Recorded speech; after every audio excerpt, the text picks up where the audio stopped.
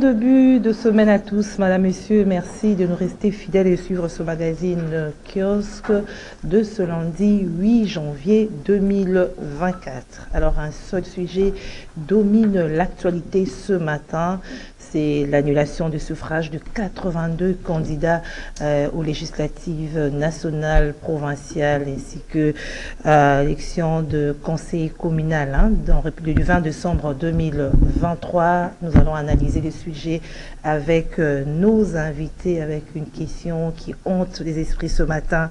À qui profite la fraude? Nos invités vont répondre avec cette question et tant d'autres autour de cette problématique de l'annulation de suffrage de 82 candidats à l'élection du 20 décembre 2023. Deux invités ce matin, Serge Ntseka et face à Pascal Oonje pour des analyses et commentaires. Serge Ntseka, bonjour.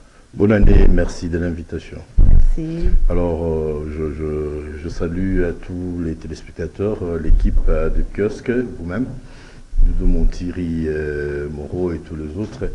Merci pour la confiance. Mais je commencerai cette émission par...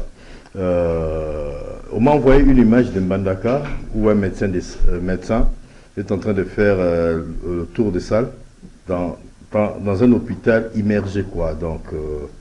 envahi par les eaux, la problématique des inondations, qui reste sans réaction de la part de l'autorité publique, je ne le dirai jamais assez.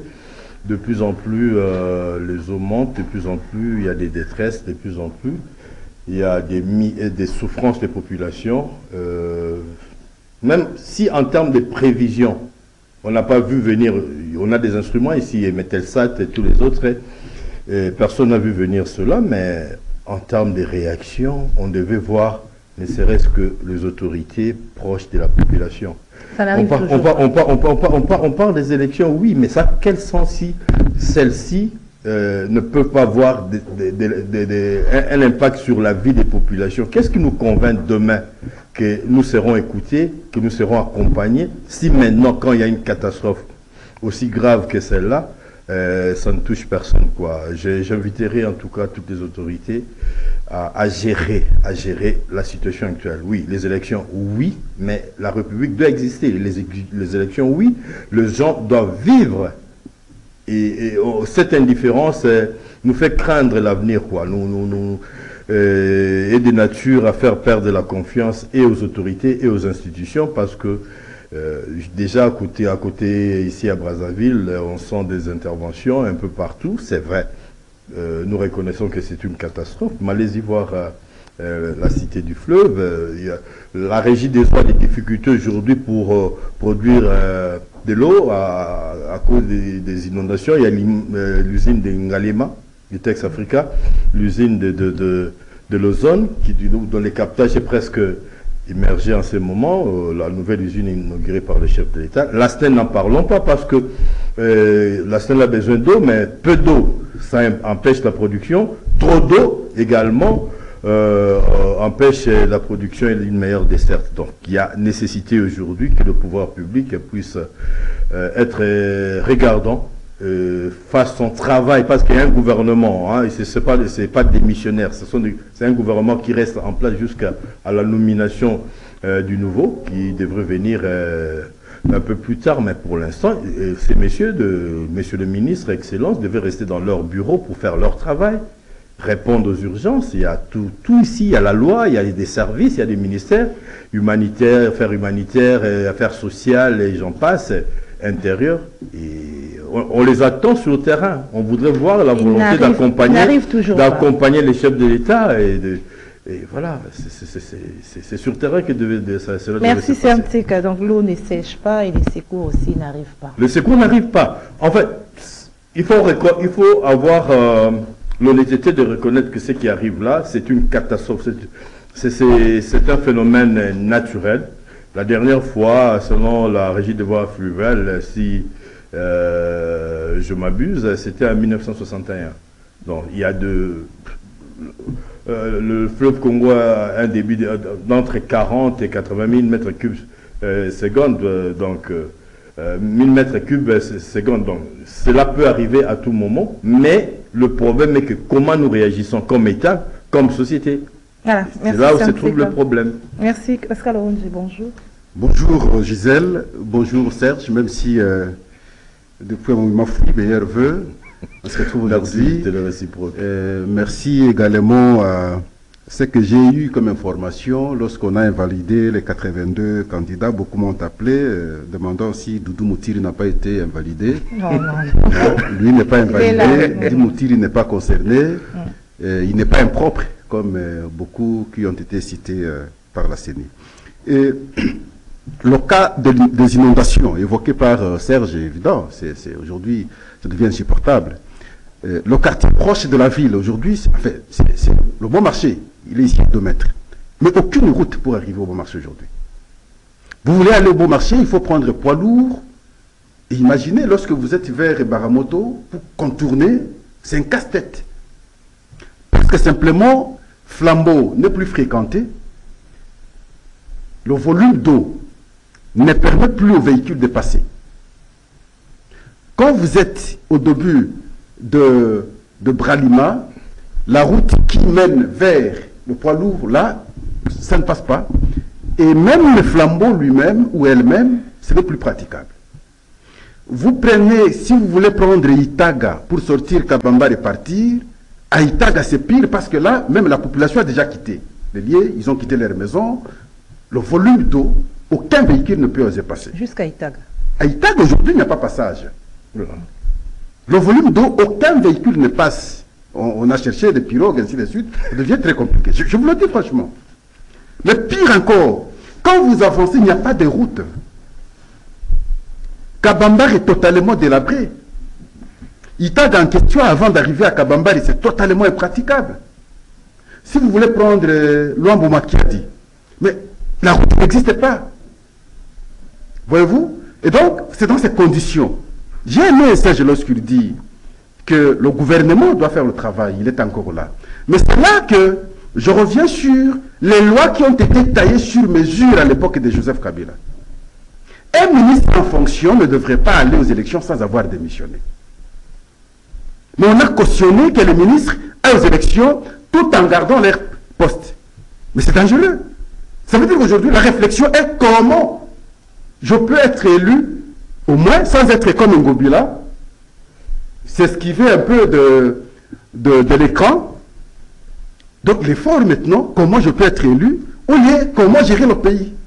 C'est ça qui justifie les silences que déplore Serge. Ce n'est qu'une fenêtre que j'ouvre pour vous démontrer qu'il y a un certain désintéressement visiblement. Parce que ce sont des cas qu'on devrait en urgence réfléchir. Est-ce que vous pouvez imaginer la grande route comme Kabambar est là, peut être dans un état aujourd'hui? C'est impraticable, pratiquement. Et voilà pourquoi je dis, cette question, elle est très importante. Je ne sais pas de quelle manière maintenant il faut trouver solution avec des gens qui quittent leur maison ici à Barumbu et ailleurs. Et que peut faire l'État en urgence pour qu'au moins ils trouvent des espaces où ils peuvent s'asseoir paisiblement. Aujourd'hui, ils ont quitté. Vous étiez locataire. Du coup, un cas comme ça vous arrive. Vous êtes un fonctionnaire de l'État. Vous ne savez pas avoir l'argent, vous faites quoi? Vous êtes propriétaire de la maison. Peut-être que vous ne travaillez plus, vous êtes à la maison, vous dépendez de vos locataires. Et un cas comme ça vous arrive, vous devez partir. Vous faites quoi? Voyez-vous? Et ce que je vous dis là, c'est très proche ici, c'est vrai. Allez-y, vous allez voir, plusieurs familles ont quitté maintenant leur maison. Simplement parce qu'ils ne savent plus quoi faire, le volume d'eau. Ça relève du ministère des Affaires sociales, hein, les secours qui doivent venir. Non, tous les ministères entrent. Là, c'est le ministère de l'Intérieur, c'est l'énergie. Beaucoup de ministères entrent en compte. Interministériel. Vous savez, madame, pour des raisons de catastrophes naturelles, on peut arriver même à annuler des élections. Je dis par exemple, s'il y a Ebola quelque part, il y a Corona, il y a tremblement de terre, cela peut amener à annuler des élections. C'est-à-dire qu'il y a des urgences beaucoup plus importantes que même les élections. Malheureusement, aujourd'hui, on est focus, j'ai dit malheureusement, hein, je pèse bien le mot, malheureusement, on est focus sur les élections qui posent problème. Mais alors, le vrai problème, on ne le voit pas. Le vrai problème, à mon sens, on ne le voit pas. C'est-à-dire on devait donner la garantie, pas seulement à l'étranger, mais à l'interne, que le gouvernement est là pour la population. Le gouvernement est là pour répondre aux besoins. Il ne s'agit pas seulement d'amener des couvertures, des biscuits, les haricots, mais d'être à côté, de sentir avec, de compatir, de montrer que vous êtes avec cette population-là. Même de auprès de qui vous êtes venu demander des suffrages il n'y a pas un mois. Après un mois, mais on sent vraiment la cassure qu'il y a deux mondes, le monde de ceux qui jouissent et le monde de ceux qui souffrent. Ça ne peut pas continuer comme ça. Mais excusez, Gisèle, c'est là aussi, ça doit nous interpeller, nous autres. Nous étions en campagne ici, nous avons été aux élections, nous avions vu pour qui la population a chanté. Pour les mêmes qui ne pensent pas à elle. C'est ce qui est mal. Des gens parfois qui ne pensent pas à vos difficultés, et c'est les mêmes qui sont chantés. Posez-vous la question, où sont partis les candidats députés qui étaient les papas sociaux et les mamans sociales hier lors de la campagne? Nous avons des cas comme ça. Personne ne se présente. Je dis bien personne. Nous les disons très facilement, aisément, parce qu'on est devant le micro, mais quand vous y arrivez, Gisèle, vous aurez la compassion. Vous allez vous dire, mais ces gens survivent comment? Des enfants ne savent plus aller à l'école parce qu'il n'y a pas route. Si vous persistez de rester encore là, pour sortir le fisc de votre maison, c'est un problème. Là, je parle à ceux qui ont le nouveau étage. Vous ne serez pas sortir. L'enfant ne sera pas... J'ai vu des vidéos, même ceux qui sont pas dans de maison étage, ils sont restés parce qu'ils n'ont pas d'endroit où aller. C'est très sérieux. Alors, mais avec risque des maladies, parce que ne soyez pas étonnés si demain, il y a des pandémies, des épidémies qui s'est déclarées ici à Kinshasa, parce que l'eau qui arrive prend tout, le faux septique, toute la saleté, et l'eau stagnante, ça pue comme pas possible. Ça pue et multiplie de microbes, devient un endroit où le microbe vont se multiplier. Donc après, ça sera des mesures d'urgence et on verra le ministre de la Santé publique qui viendra avec des gros budgets. Ça sortira où, je ne sais pas. Mais pour l'instant, au lieu de faire quelque chose, il n'y en a pas. Parce qu'il y a déjà des morts, hein, donc des effets collatéraux, des dommages collatéraux. Des gens sont malades, des gens sont en train de mourir. Et que nous parlons ici simplement, comme l'a dit Pascal, mais demain, on viendra ici avec des gros discours, on ne va pas écouter quoi.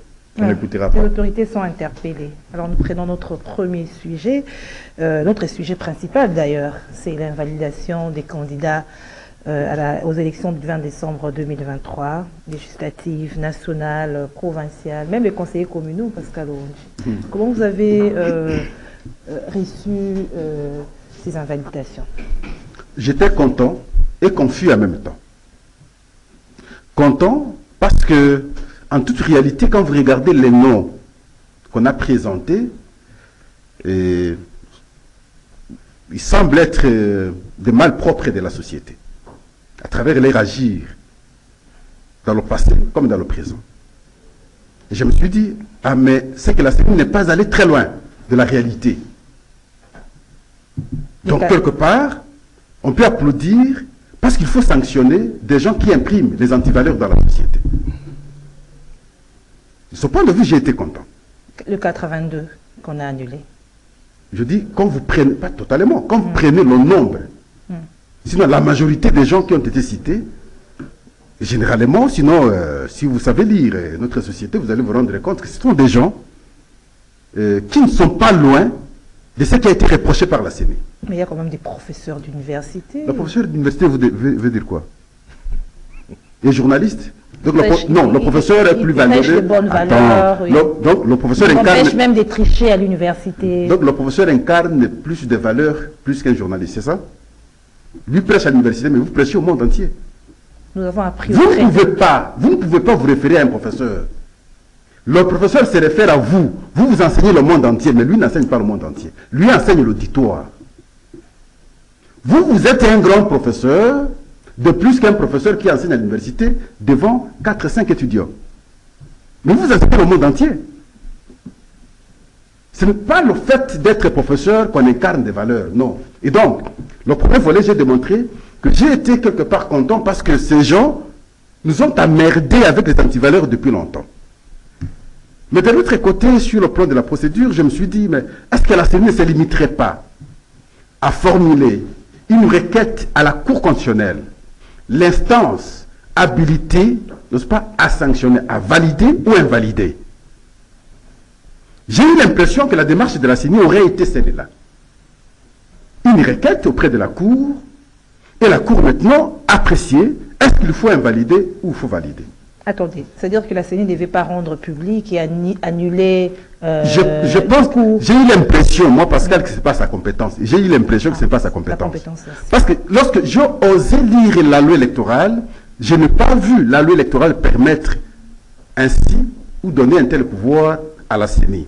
La CENI s'est référée à la loi organique. Là aussi, j'ai compris que la loi organique ne peut pas se contredire de la loi électorale et d'autres lois. Pour que la CENI ait le plein pouvoir d'invalider ou de valider quelqu'un. Donc il y a une violation. La CENI resterait à faire le constat et déposer ce constat auprès de la Cour constitutionnelle qui prendrait position d'annulation ou de validation ou d'invalidation. Donc dans ce cas-là, on parle de violation. La CENI a violé la loi.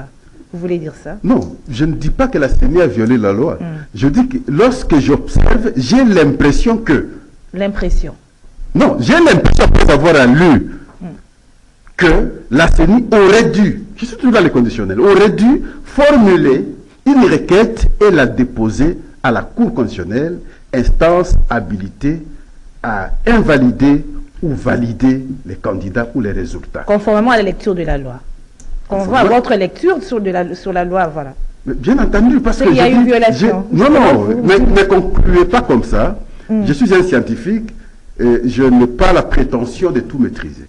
Mais après ma petite lecture, j'ai eu l'impression que j'ai compris la loi électorale, j'ai compris également notre constitution, et j'ai compris que chaque institution pour les élections a son pouvoir, et la Cour constitutionnelle a le pouvoir de valider et invalider, la CENI a le pouvoir de proposer à la Cour constitutionnelle pour la dernière appréciation.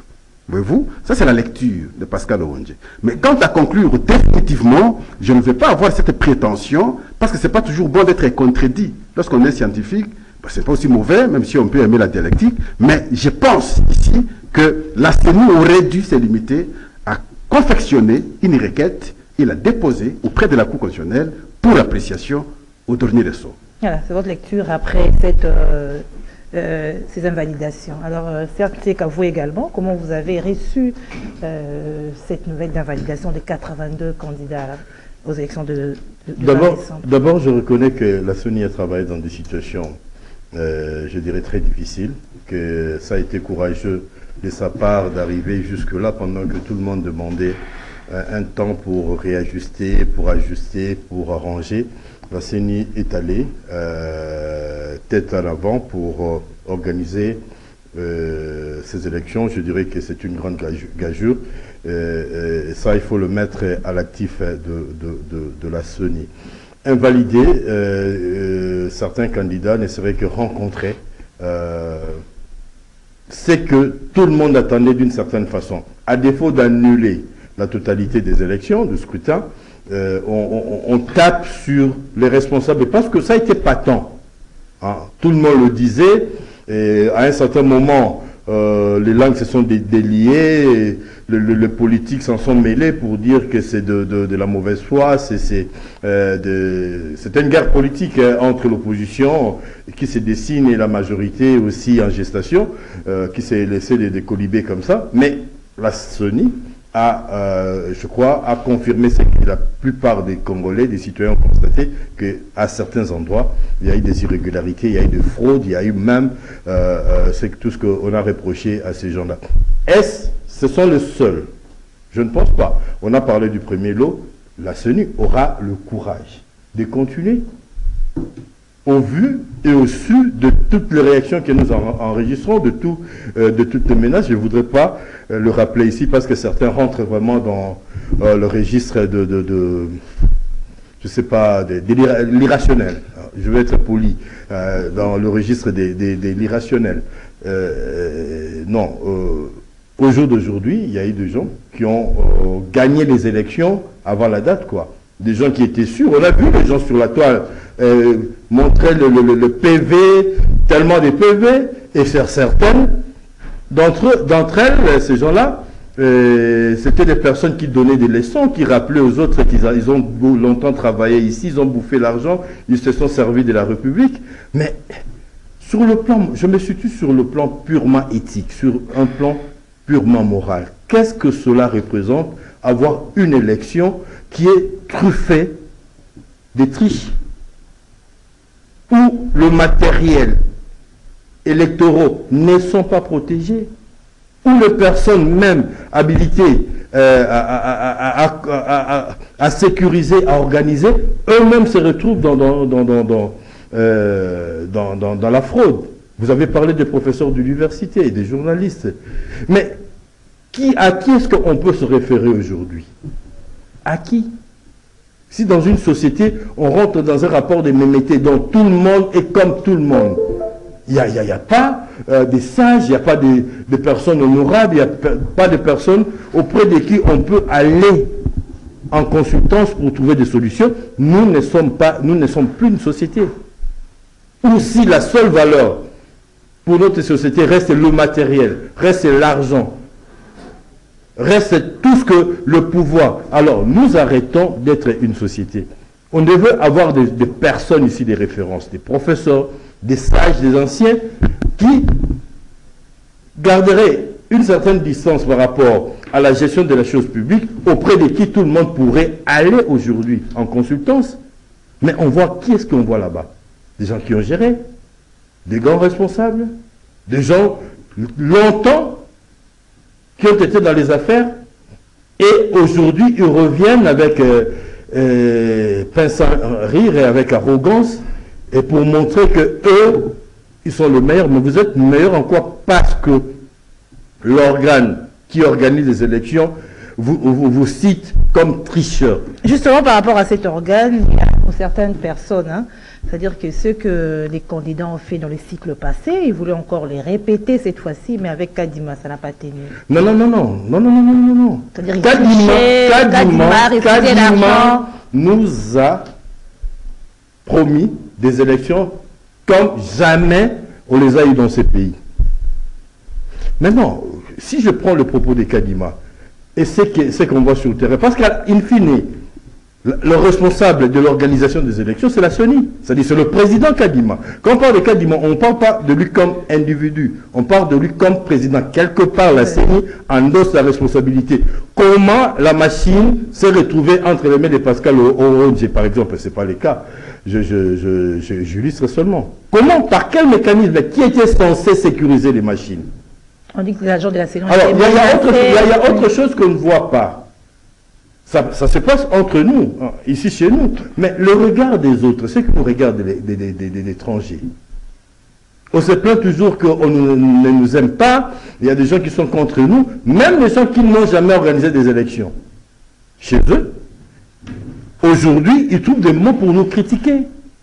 On voit une image pas très reluisante de notre République, de notre démocratie. Même si, reconnaissons-le, nous restons leaders dans la sous-région, organisés des suites, malgré les difficultés, Tindikatsakal, 4 scrutins, 4 tours, donc depuis 2006, je pense que c'est un record, si je compare au pays de la sous-région, mais malgré ça, ils trouvent le mot pour nous critiquer. Pourquoi? Parce que nous-mêmes, nous prêtons le flanc à ces genres d'exercices. Ou nous faisons quelque chose, ou nous ne le faisons pas.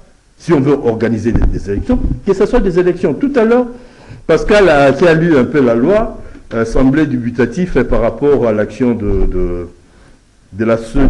Moi, je n'ai pas lu cette loi-là. Mais je crois, avant même de transmettre ce rapport à la justice, au niveau de l'organisation, si la CENI constate qu'il y a des choses qui ne s'étaient pas bien faites, je crois qu'elle peut disposer de cette compétence d'élaguer déjà le problème. Je pense que la CENI... Non, ça, on est au niveau de l'organisation. La CENI a compilé, a trouvé que, avec les rapports combinés, croisés, que telle personne ne s'est pas bien comportée, telle personne. Je crois que la CENI devrait je dis, hein, au conditionnel, bien entendu, que pouvaient disposer les droits de le faire. Comme ça, on ne chargerait pas la justice qui pourrait prendre des mois pour éplucher des dossiers, parce que ces cas-là, il ne faut pas aller à l'université, il ne faut pas faire le cours de criminologie comme les professeurs Kabissa pour constater que il y a des gens qui étaient dans leur maison, des gens qui n'ont même pas battu campagne, mais qui, sur terrain, avaient déjà des PV de leurs résultats. Mais à ce niveau-là, les concernés, les invalidés, ils doivent maintenant aller saisir la justice, les tribunaux. Bien entendu. La décision peut aussi changer. Bien entendu, c'est de leurs droits, c'est de leurs droits et de bonne guerre, mais au moins on devrait donner un signal fort pour montrer que la tricherie, ce n'est pas quelque chose qui est cautionné par notre société. Parce que la tricherie, à la fin, c'est quoi?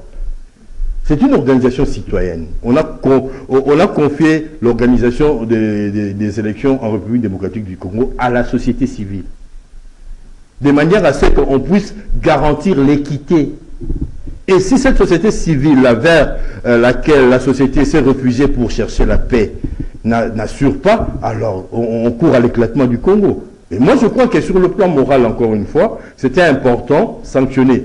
C'est pas tout à fait ça, on pouvait faire plus, on pouvait faire moins, mais je pense que ce qui a été fait, c'est déjà quelque chose. Même si on peut trouver à redire sur le plan logique, sur le plan... mais ce qui a été fait là, c'est dommage qu'on retrouve là-dedans des collaborateurs, de chefs de l'État, qu'on retrouve là-dedans des ministres, des gouverneurs, des gens qui n'avaient dans leur bouche que Fachi Belton.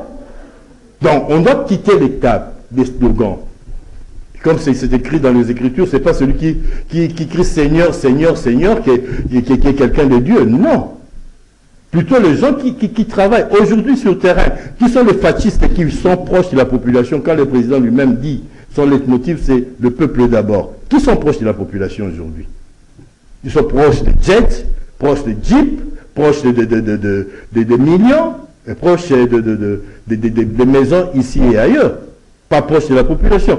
On voudrait des hommes de conviction, des hommes d'action et des hommes qui auraient honte. On les déclare tricheurs à ce point-là. Vous êtes tricheurs, vos enfants vous seront regardés comme des enfants des tricheurs. Ils jouissent encore de la présomption d'innocence. Hein. C'est ça, non? Je n'accuse personne. La justice la justice ne tranchera pas à ce sujet parce que ça c'est déjà tranché. Eux vont en recours pour chercher à se laver. Qui ne changera pas la décision de la CENI. Non, s'ils apportaient des preuves, parce que, écoutez, on peut ou ne pas aimer la CENI. Nous émettons des critiques pas pour détruire, mais pour arranger. Je crois que le monsieur dame de la CENI, en prenant ces décisions, ont eu des éléments formels. Je vous dis, même la population qui a participé au vote a vu de ses propres yeux. 82, je pense pas que ce qui a été avancé là, l'était par plaisir ou justement par règlement de compte. Je ne crois pas. Je ne le crois pas. Je ne voudrais pas prendre des cas particuliers, mais je crois qu'il y a quand même des soubassements. Ils peuvent rester en justice, mais la CENI apportera aussi des éléments qui sous-tendent sa décision et je pense que ça sera... Alors, Pascal Orangé, il y a beaucoup de gens qui craignent et disent que comme il y a beaucoup d'affaires de justice, il y a eu la clameur publique et après on va voir toutes ces personnes-là seront réhabilitées. Ça passera comme d'autres procès qu'on a vécu ici à Kinshasa. C'est ce que nous devons refuser. Nous appelons à la justice d'aider la CENI en fait. Parce que lorsque je fais l'analyse ici, d'autres personnes peuvent mal me comprendre. Donc ce que la CENI a fait, j'ai vu du côté de la population que des applaudissements. On a su qu'encourager la CENI. Ça veut dire en d'autres termes, la population elle-même reconnaissait à ces gens comme des malpropres de la société. Mais ils disent que c'est insuffisant. Non, c'est insuffisant parce que... dit qu'il y a d'autres, on a vu des vidéos. On va arriver. Mais il faut souligner en même temps l'exception avec ces élections, c'est que c'est la première fois qu'on organise des élections avec l'Internet ouvert. Il y a trop de montages là-dedans en même temps. Il y a des vraies vidéos, il y a des fausses vidéos aussi. Et il faut reconnaître que la CENI s'est installée en retard de plus de 20 mois. Donc, réaliser le travail dans le délai n'était pas facile. Et la conséquence, même pour la date du 20, Vous aviez suivi le président de la CENI avant. Il pouvait, tous Congolais, on pouvait accepter qu'on proroge même pour 5 jours. Mais il y a une pression politique telle qu'il faut que tout soit organisé les 20. Et c'est là que la question intervient. Nous sommes allés aux élections en 2011. Nous sommes allés aux élections en 2006, 2011, 2018 et 2023 aujourd'hui. 2006, nous sommes allés avec des bulletins simples. 2011, nous sommes allés avec des bulletins simples. 2018, d'abord avec des bulletins simples, il y a eu trop de contestations. Et finalement, on s'est dit, bon, réfléchissons, trouvons des machines pour faciliter les choses, pour éviter des fraudes. Et 2018, on aura des machines, c'est peut-être pire que ça. Et 2023, nous avons encore des problèmes. La réflexion profonde est qu'est-ce qu'il faut faire prochainement pour éviter tout ce que nous avons fait. Nous avons essayé avec des bulletins simples, ça n'a pas marché. Nous avons essayé avec des machines, ça n'a pas marché. Le problème, c'est à quel niveau? De mon point de vue, le problème loge au niveau de la sécurité. J'ai eu l'impression que du côté de la sécurisation des élections, le problème s'est posé. Et ça a toujours été ainsi, au fait. La police, qui devrait protéger les personnes et leurs biens, dans le cas d'espèce, le bien, c'est les élections, la personne, c'est le personnel de la CENI. Mais j'ai l'impression que le travail n'a pas été bien fait de ce côté-là. C'est pour ça qu'il y a eu trop de déviances, et souvent il y a des déviances. Parce que les gens, comme vous l'avez dit, ont déjà créé une culture de la fraude électorale. D'autres ne fournissaient plus d'efforts en termes de campagne, parce qu'ils savaient que dans le passé, nous avions fait ça, nous avions réussi, et cette fois-ci, nous allons aussi le faire, nous allons réussir. C'est là qu'interviennent finalement les mérites des Kadima, parce que c'est contraire à ce qui a été fait hier, où les gens ont fraudé, n'ont pas été dénoncés par la CENI. Aujourd'hui, ils sont facilement dénoncés par la CENI. Mais il faut aussi souligner que ce que la CENI vient de faire maintenant, ça a été aussi une demande de la MOE, la mission d'observation des élections ECC Senko. Dans leur déclaration, le deuxième rapport, ils ont dit qu'il y a des bureaux qui n'ont pas fonctionné normalement et nous demandons à la CENI, en tout cas d'annuler ces résultats. La CENI publie d'abord pour le chef de l'État. L'abbé Cholet est revenu, il a dit, nous continuons à attendre de la CENI. Et c'est ce bureau-là que la CENI vient finalement de publier les quelques bureaux. Sûrement, comme a dit Serge, on aura peut-être un deuxième lot. Et donc, ce point de vue, parce que l'abbé Cholet disait, c'est ce qui va apaiser la tension. L'annulation. L'annulation. On n'a pas annulé la tête, hein, la présidentielle. Ça non, ça aura d'impact. Ne vous en faites pas. Ça aura d'impact. Ouais. Vous verrez que sur les 73% obtenus par le chef de l'État, il pourra obtenir 70%. On va réduire. Probablement parce que si ces résultats-là impactent le résultat du chef de l'État, ça pourra diminuer un peu. Si on a permis de publier, vous avez suivi le premier rapport de la CENI, vous a démontré que l'écart, enfin le premier rapport plutôt de la MOE, ECC Senko, l'écart entre le gagnant et les autres est tellement grand que même si on élaguait ça, ça ne peut pas impacter le résultat global. Parce que de 73 jusqu'à 18, en tout cas c'est impossible. Même si vous arrivez à 50, même si vous arrivez à 60, c'est lui le plus. Sera toujours autant. Sera toujours lui. Alors, donc, les réactions. Le problème, je ne peux pas encore terminer. Le problème, c'est à son niveau. Et donc, nous devons, nous, Congolais, plutôt chercher à poser correctement le problème sur la question électorale.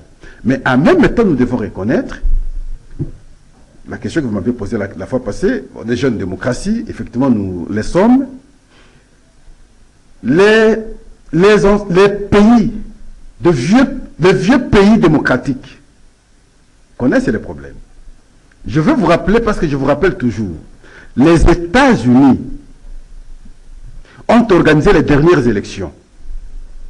Trump était président en exercice. Il avait crié que l'opposition organisait la fraude. Ils sont allés aux élections, n'étant pas contents du résultat, Il a instrumentalisé ses membres, on a attaqué le Capitole. Nous n'encourageons pas ça. Le Brésil, Lula opposant, son prédécesseur en fonction, ils vont aux élections. Ils gagnent les élections avec 50, et l'autre n'a pas été content. Et là aussi, la même chose, on attaque le Capitole. Mais c'est pas comme ici, avec des machines. Est-ce que il faut comparer? Ici, il y a des machines. Aux États-Unis, est-ce qu'il y a des machines à la maison? Non, les gens qui votent avec des papiers. Je ne pense pas que ici, je ne suis pas le défenseur de la CENI, mais je ne pense pas qu'ici, la CENI a donné une quelconque machine à un quelconque monsieur. Qui a donné les machines? Les gens. La grande question. Les gens, quand vous regardez leur comportement, je prends le cas de chez moi, à Kolé, dans les Sankourou. Quand le matériel arrive, ou sinon on va installer dans les villages, il n'y a pas de policier. L'homme influent du coin, il prend la machine, il s'impose et on vote. Il peut prendre cette machine, la déplacer, la mener ailleurs. Ça c'est pas la CENI. Je ne vois pas la CENI avoir donné la machine à quelqu'un. Mais les gens, quand vous allez à notre intérieur, vous allez à l'intérieur, vous allez vous dire, mais ce monsieur à Kinshasa ne représente rien. Mais qu'est-ce qui fait qu'il est à Massimandima ici? Il est le plus influent. Lorsqu'il donne son mot d'ordre, tout le monde exécute. Il s'impose. Ces cas ont existé et les gens sont allés, ils ont pris des machines, ils sont allés avec des machines. Mais même à la CENI donnait des machines aux gens comme ça entre les mains. Moi, je ne crois pas à ça. Les gens ont développé des stratégies par rapport aux élections passées, comme nous avons parlé ici de 2018. Ils ont eu leur mode de fraude et finalement, ils ont opérationnalisé et ils ont eu des machines, ils ont fait ce qu'ils ont fait. Et ce geste, je ne pense pas qu'on peut incomber la faute à la CENI. Si c'était la CENI, les mêmes ne seraient pas invalidés aujourd'hui.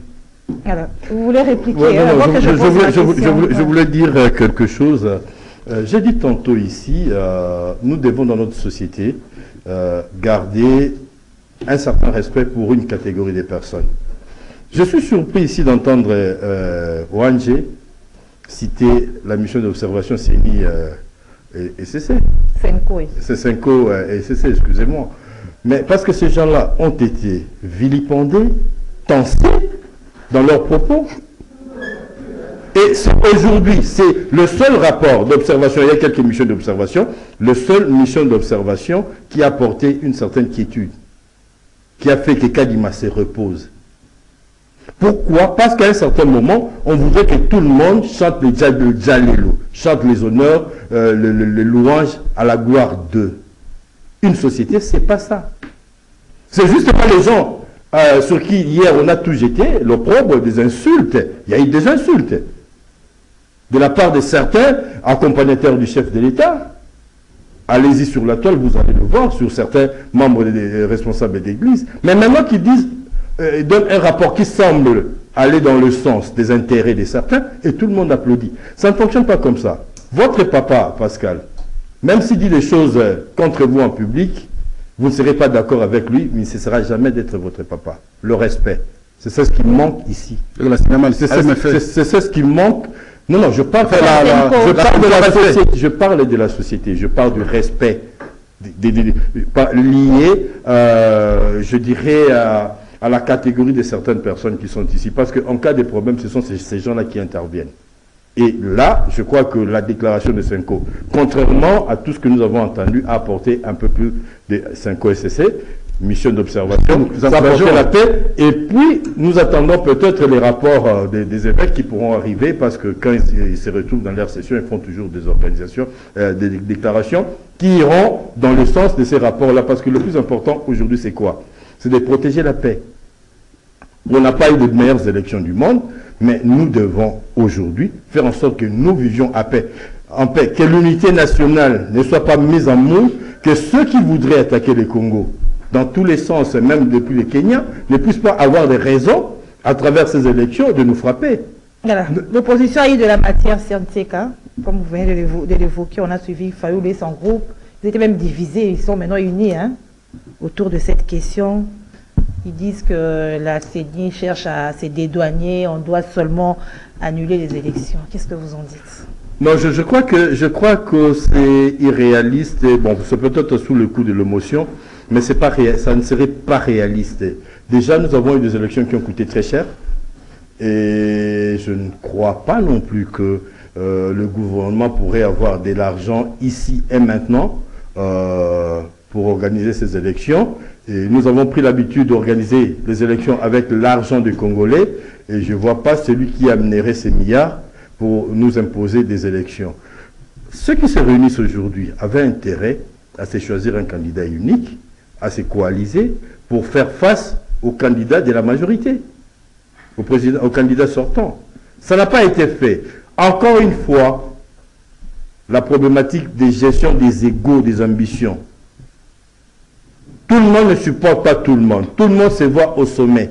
Alors que vous allez de manière fragmentée, vous dispersez des voix et vous vous affaiblissez. De l'autre côté, il y a eu des gens qui se sont coalisés autour d'un candidat et ça donnait des résultats. C'est pas sorcier. Et reconnaître qu'il y a eu des irrégularités, on discutait dans le couloir tout à l'heure avec Pascal, oui, mais ces irrégularités sont des natures à annihiler tout le scrutin, tout le vote. Je ne le pense pas. On a invalidé, mais même si on impliquait le vote du chef de l'État lié aux gens qui sont frappés aujourd'hui, je ne pense pas qu'un autre candidat passerait devant Félix Tshisekedi. Restons, même quand on doit critiquer, mais restons congolais, parce que dans le fond, notre plus grand ennemi, notre plus grand problème, c'est pas les adversaires politiques, l'opposition.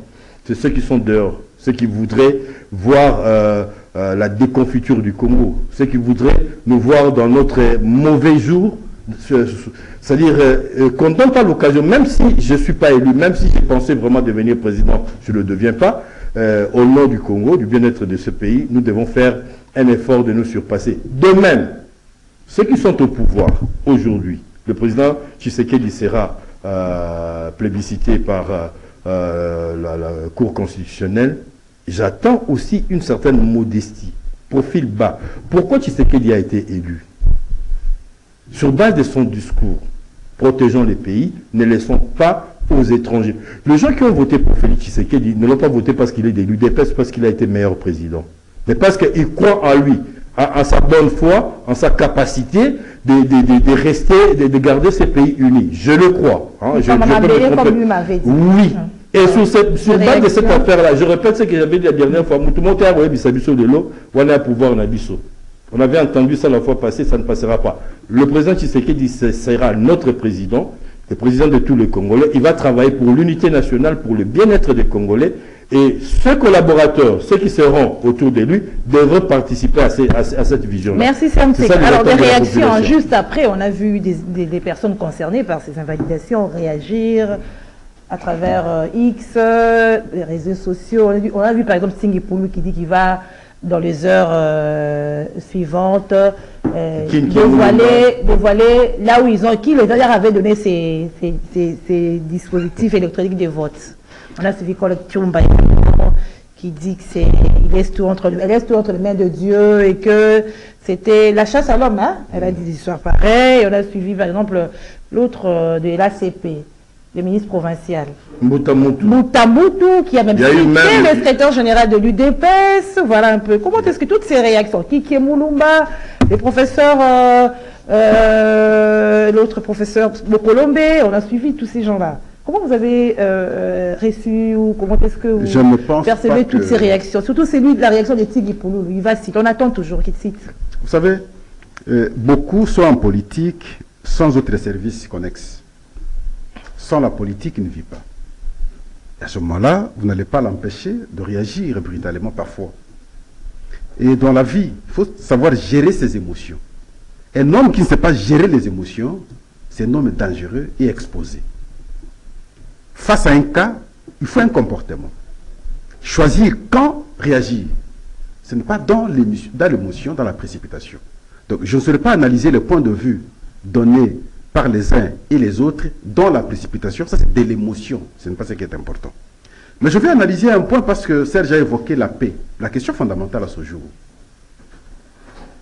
il y a un conseil, une réunion du conseil de sécurité provincial qui a été organisée à Kachobwe.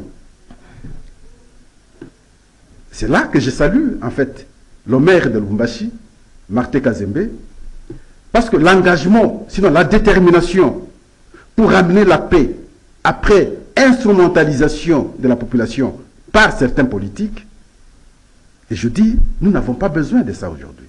Vouloir opposer les communautés pour vos fins politiques, nous devons savoir dire non et décourager. Et donc, si je citais Martin Kazembe, parce qu'il est l'initiateur. Si vous aviez vu le siège de l'UDPS saccagé à Kachobwe, c'est lui qui a même construit le siège en question. Mais ça fait mal. Voyez-vous? Alors, dans les conditions comme ça, on risque d'opposer les communautés, c'est parce que les discours ne sont pas surveillés. Mais vous amenez les mêmes qui hier ne parvenaient pas à s'entendre. Nous avions suivi comment ils se critiquaient, les propos déplacés, ainsi de suite. Parce que simplement, vous avez un autre objectif, de déstabiliser le pays. Vous dites, nous raconterons encore.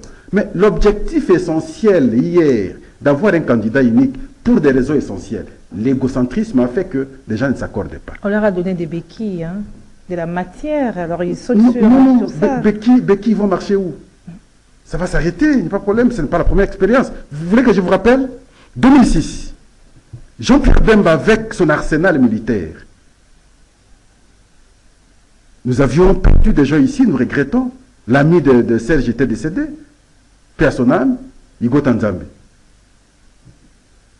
2018, Tshisekedi a été encerclé chez lui. Et finalement, il est parvenu à prêter serment chez lui. 2011, je voulais dire. Il a été encerclé. 2018, on a cherché la vérité des urnes pendant longtemps. Mais nous devons également regarder le passé, tirer des conséquences. Vous allez faire quoi? Activer, j'entends les gens souvent les dire, article 64. Je vous avais expliqué la fois passée. Son inapplication, du fait que son contenu est mal analysé. Parce que simplement, on n'a pas pris le pouvoir par la force. On obtient le pouvoir ici par des voies démocratiques. Et donc, lire cet article de manière erronée ne vous permettra pas d'appliquer ces dispositions parce que vous ne serez pas appuyé par la population. Et ça sert à quoi, ça? La démocratie doit fonctionner, mais la démocratie ne peut pas fonctionner dans l'anarchie.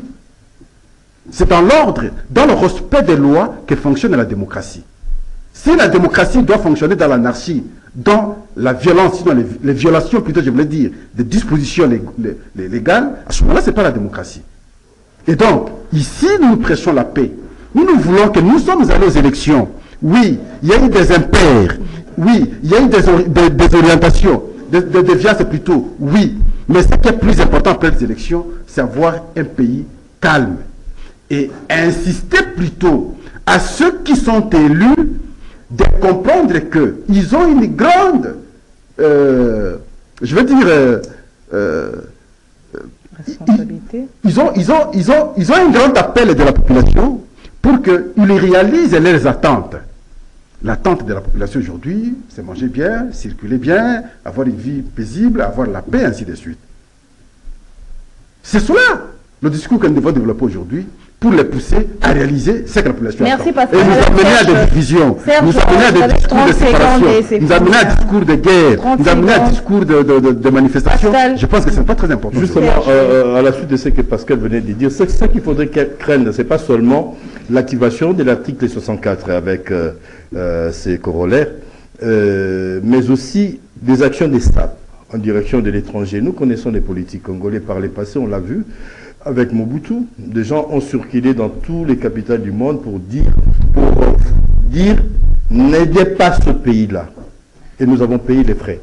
Les étudiants de l'époque en sciences, en polytechnique, en ont payé les trains parce que le professeur étranger était parti. N'allez pas à l'étranger dire à vos amis de ne pas aider le Congolais parce que là, vous ne frapperez pas. Félix Tshisekedi dit vous allez frapper cette population pour qui vous semblez vous battre.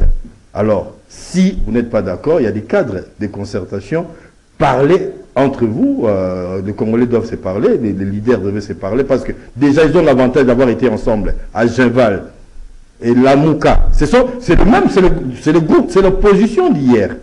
Moi, j'aimerais même ceux qui ne sont pas au pouvoir, même s'ils ne voient pas les choses de la même façon, mais ils ont eu des objectifs communs pour le bien de cette population. Rentrer dans l'esprit des Genval, discuter et voir l'intérêt de la population. Merci Santeka, merci Pascal Oronje. Merci, Joseph. Kiosque est fini, madame, monsieur, merci de nous avoir suivis. Merci à Christian Banjolo, merci à Georges Libengue, merci au coach Doudou Montiri. Madame, monsieur, je vous retrouve prochainement avec le même plaisir. Au revoir.